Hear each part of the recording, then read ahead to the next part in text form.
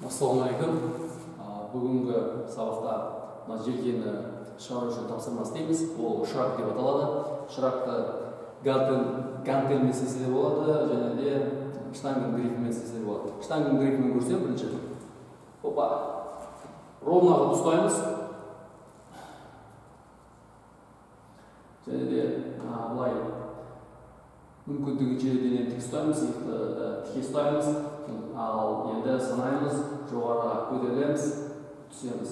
Жоғарыға көтерілеміз, түсеміз. Жоғарыға көтерілеміз, түсеміз. Алдынан көрсетейін. Шырақты жасаған кезде бұлай тұрамыз, ұстап тұрмын. Штангының грифін көтердік, түсірдік. Көтердік, түсірдік. Көтердік, түсірдік. Дәл осылай бірнеше рет қайталайсыздар. Орта есеппен жан жағына штангіге ауыр өздеріңіз көтеретін салмақ қоясыздар дағыны 10 рет істесеңіздер қоясыздар, демаласыздар 1 минут, 2 минут, одан соң тағы да аласыздар, екінші подход 10 рет көтересіздер, қоясыздар, демаласыздар, солай 3 подход істейсіздер. Арасын 1 минут демалсаңыздар болады, 1 минут демалсаңыздар аз болып қалады, бірақ жылдамдап істеуге болады, және де тез шаршайсыздар, жақсы әсер береді. Жылдам асығыс болсаңыздар, термофилден тез бітіріп кетуге болады. Ал егерде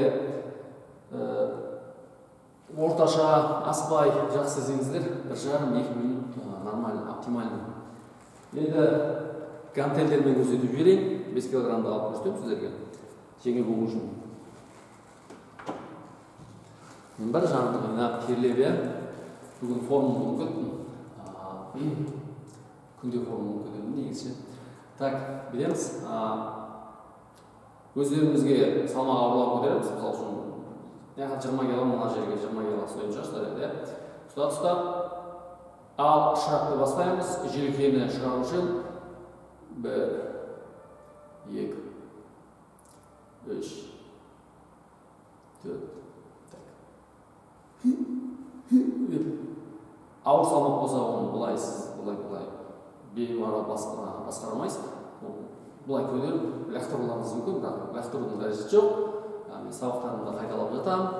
Темір сізді басқармау керексіз, темірді басқару керексіз.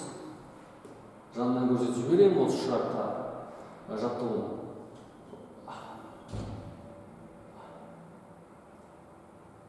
Желкені жаттықтырамыз осылай. Сонымен трапециямыз үлкен және мықты болып өсе береді. Қатысқандарыңыз үшін рахмет.